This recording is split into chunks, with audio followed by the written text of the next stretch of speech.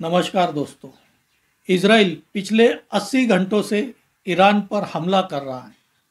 Israel ने Iran के अभी तक 14 न्यूक्लियर साइंटिस्टों को मार दिया है और इसके साथ ही करीब 265 नागरिक मारे गए और 1000 से ज़्यादा ईरानी नागरिक इजराइल के हमले में घायल हुए हैं। दूसरी तरफ ईरान ने भी इजराइल पर जबरदस्त पलटवार करते हुए इसका जवाब दिया है। ईरान ने इजराइल की राजधानी तेल अवीव और आर्थिक राजधानी हाइफा शहर पर सैकड़ों मिसाइलें दागी हैं और इजराइल के आयरन डोम को भेदते हुए कई मिसाइलें इन शहरों पर गिरी हैं, जिससे इजराइल के भी करीब 20 नागरिक मारे जाने की खबर आ रही है और 300 से ज़्यादा इजरायली नागरिक इस हमले में घायल हुए।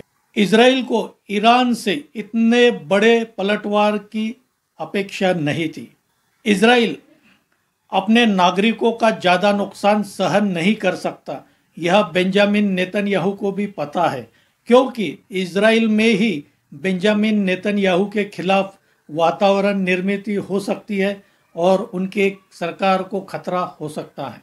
इसलिए इस युद्ध को जल्द से जल्द रोकने के लिए या ख़त्म करने के लिए क्या इजराइल ईरान के कुछ शहरों पर या कुछ मिलिट्री बेस पर परमाणु हथियार से हमला करेगा? आज इसी प्रश्न पर हम आगे के वीडियो में चर्चा करेंगे। मैं राजेंद्र दायमा आपका स्वागत करता हूं मुंबई टुडे लाइव चैनल में। यह चर्चा इसलिए भी शुरू हुई क्योंकि ईरान के बड़े सैन्य अधिकारी ने एक बयान दिया है। इस अधिकारी ने बयान दिया है कि अगर इजराइल ईरान पर न्यूक्लियर अटैक करता है तो पाकिस्तान इजराइल पर न्यूक्लियर अटैक करेगा। इसका मतलब है ईरान के बदले पाकिस्तान इजराइल को न्यूक्लियर अटैक करके इसका जवाब देगा। यहाँ यह सोचने वाली बात है कि जो पाकिस्तान आज अमेरिका के पूरे दबाव में है, वह क्या यह ऐसा करेगा? हम सबको पता है आज पाकिस्तान की जो भी साख ऑपरेशन सिंदूर के बाद बची है वह सिर्फ अमेरिका की वजह से, और आज पाकिस्तान अमेरिका की पूरी तरह कठपुतली बन चुका है।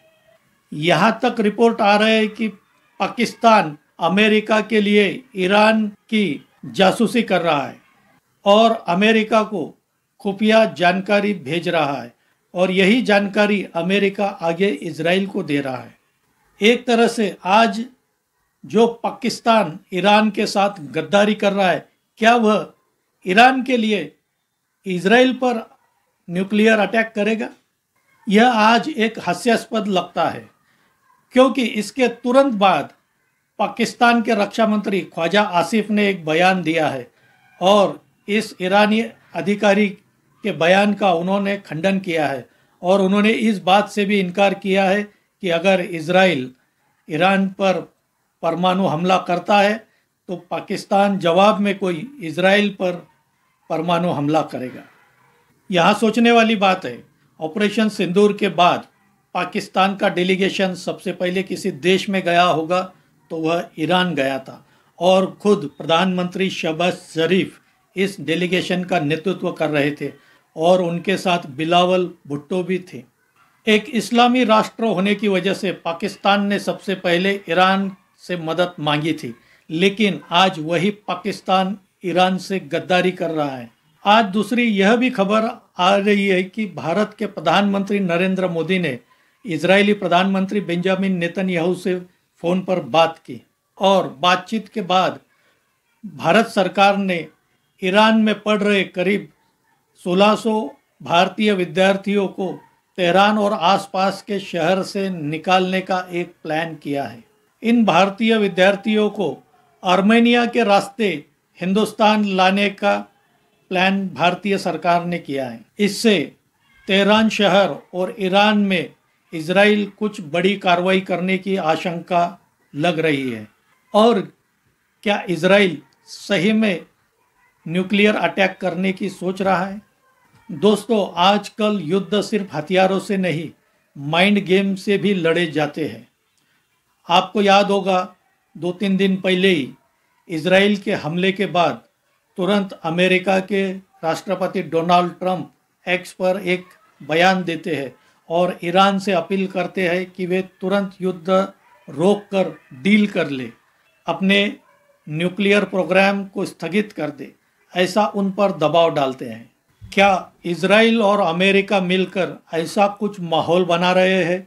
क्या ईरान को सही में ऐसा लगे कि इजराइल उस पर परमाणु हमला कर सकता है?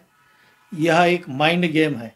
दोस्तों, आपको क्या लगता है, क्या इजराइल ऐसा करेगा या यह सिर्फ एक माहौल बनाने की कोशिश है जिससे यह युद्ध यही रुक जाए? आप बताइए कमेंट करके। आज यही रुकते हैं। मेरा यह वीडियो अच्छा लगा हो तो इसे लाइक कीजिए, शेयर कीजिए और मेरे इस चैनल को सब्सक्राइब कीजिए। धन्यवाद।